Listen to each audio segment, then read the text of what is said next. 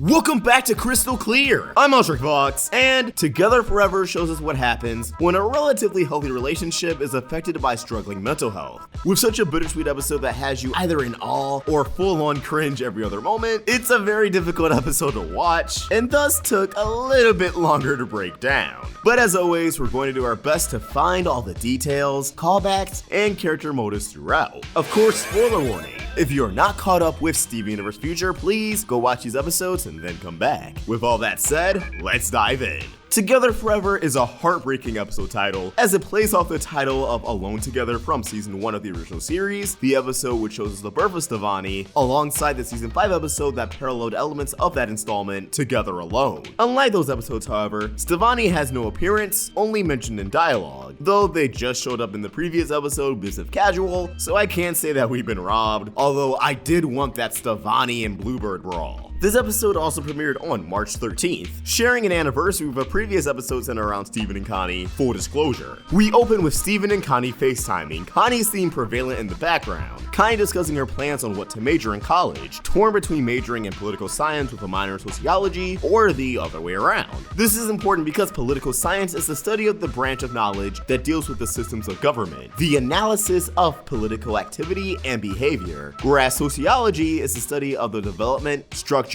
and functioning of human society. Both of these being a great major and minor for being a politician. If you recall back in the episode Steven's Birthday, a panicked universe remarked when Connie becomes president, when she grows up, his aging would make him first boy, implying a marriage in their future. Now that we're in an epilogue series anchored around the idea of figuring out one's future, it makes sense that they would want to address that yes, Connie is on the path of Steven's offhand comment. And the marriage thing will of course be addressed too. As Connie's 15-minute study break begins to wind down, something that stuck out to me was Steven searching for assurance that Connie will inform him when she wants to hang out. It's a telling sign that Steven's still struggling, but making an effort to save himself by communicating. He's still afraid of everyone leaving him behind, but at least he's at the point where he's a bit more vocal and trying to avoid the poisonous thoughts in his head to the best of his ability. But unfortunately, that doesn't last long, as Steven sees just how far Connie's university is from Beach City.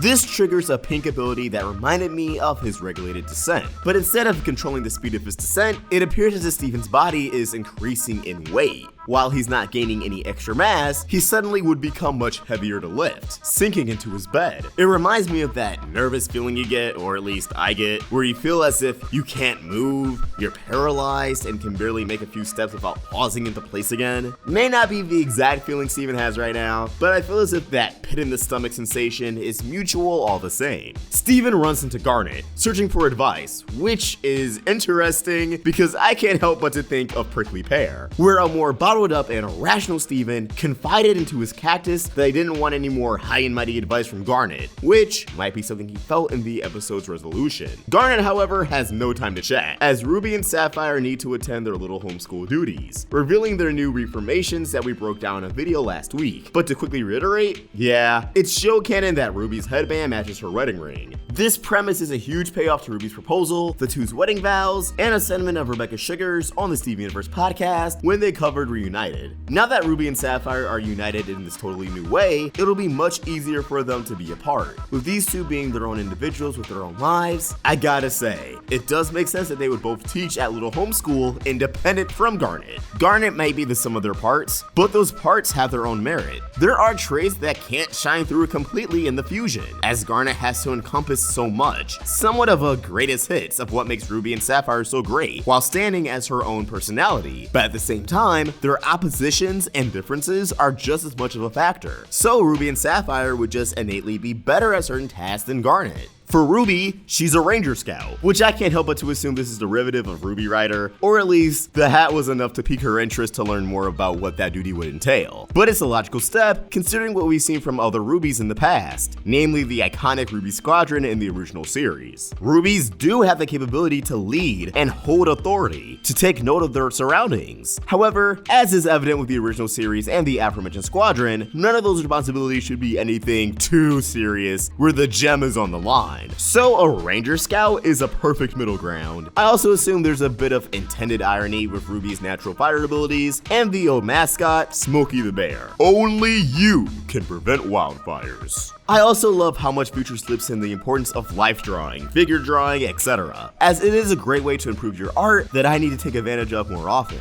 Steven opens up about his Connie dilemma to Ruby, and it allows this episode to showcase more of the effects of Steven's upbringing with the gems, and how that now presents challenges with the grounded human conflicts. Not only has Steven looked towards the gems and his father all of his life for guidance and advice, but they've been his best example for romance. Best examples being one caretaker falling deeply in love with his mother far before his time, and then having her heart broken after putting everything on the line, and then his mother's complex relationship with his father, and then one caretaker actually being two smaller caretakers who have been together for thousands of years and already don't understand human concepts. Yeah, he was doomed from the beginning, but I can't help but to really dig it, because it uses the show's fantasy and sci-fi elements to bridge Steven into real-world problems and confront the struggles of being human. Plenty of people in the real world have a warped perception of romance and reality because of their upbringing and family. Steven's not alone in that regard. Excited, Ruby springs upon the idea of Steven proposing to Connie. Just us that same little feet going back and forth animation that Peridot did in Dreams, which makes sense as both these episodes were storyboarded by Etienne and Maya, and I believe this little motion is actually Etienne's doing. It's a nice little visual gag I dig. Also notice that Ruby viewed marrying Sapphire as a healthy fix-all for all of her problems, which again, real world scenario, but it couldn't be any more different because Ruby and Sapphire got married to reclaim their independence as Garnet from Rose Quartz. Still, people use marriage as some magic band-aid all the time, and it shows that Ruby isn't perfect. She doesn't have it all understood perfectly herself yet either.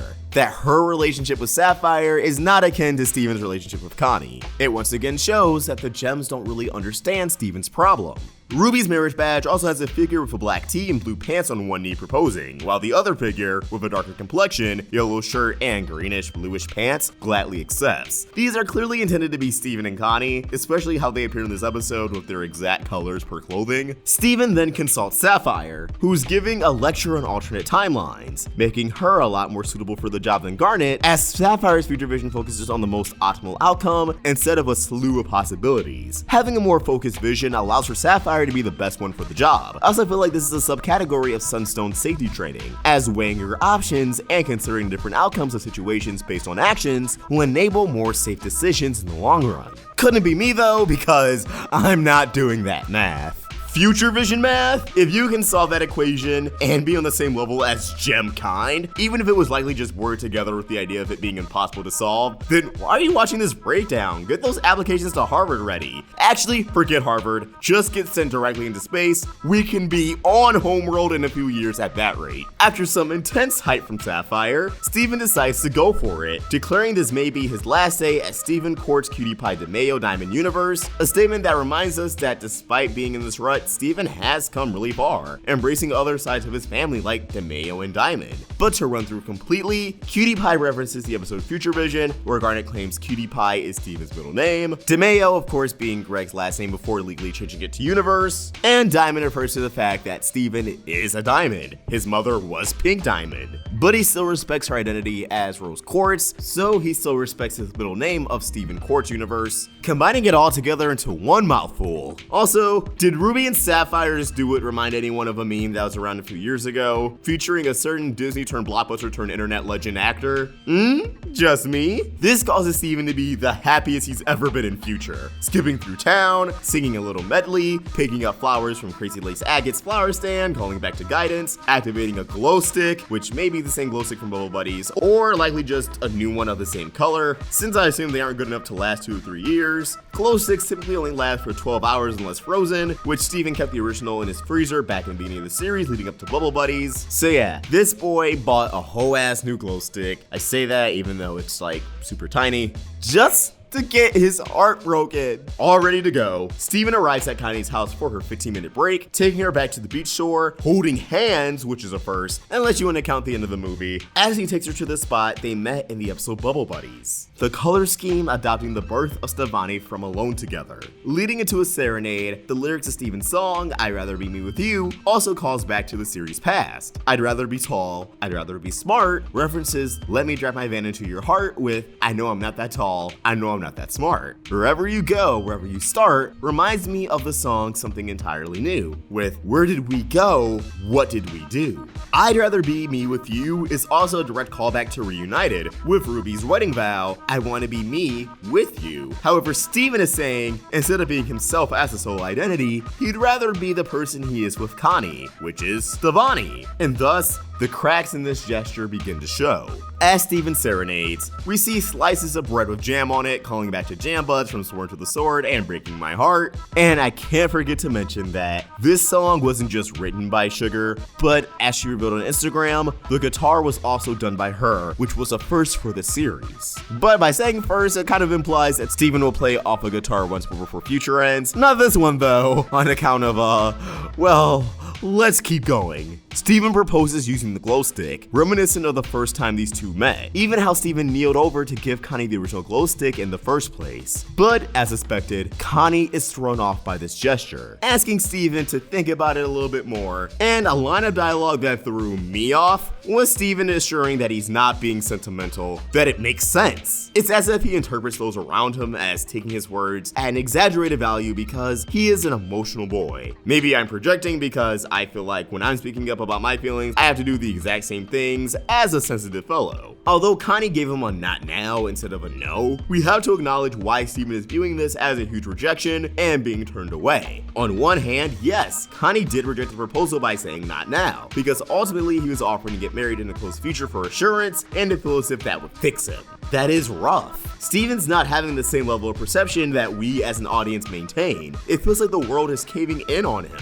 And Connie's not now was likely perceived as just letting him down gently. In Steven's mind, she can claim they can wait for the future all she wants, but that just means she has time to leave Steven just like everyone else. But Steven also recognizes this is his own mess. He just put a strain on his relationship, even if the strain is on his end more than Connie's because of his actions and clouded judgment. Steven's pink powers, much like in volleyball, unleash an outburst of energy that craters around Steven while destroying the picnic around him. The guitars, the bouquet, the jam, the bread, all of it ruined. Garnet comes to Steven's aid, reminding him not to trust love advice from Ruby and Sapphire, and giving him some of that, and I stress this with quotation marks, high and mighty advice. Steven realizing by Garnet's own insight that marriage wouldn't fix his problems. However, as we begin to enter this climax of Steven Universe Future, there's one more big thing that needs to be addressed, and that awaits us in the episode Growing Pains. But as always, these are just my thoughts, and I want to hear yours. What do you think? How did this episode make you feel? Are you an emotional mess, or did you take it better than you thought you would? Let us know your thoughts in the comments below, or tweet your thoughts at Roundtable Vids, and for more of my own thoughts, you can find me at Thoughts. We're also on Instagram. Help that type of grow by either becoming a member of this channel or supporting us over at Patreon, link in the description. If you enjoyed this video, please throw a like and subscribe to the Roundtable for more great cartoon content. Thank you for watching, and I hope you have an awesome day. Wash your hands!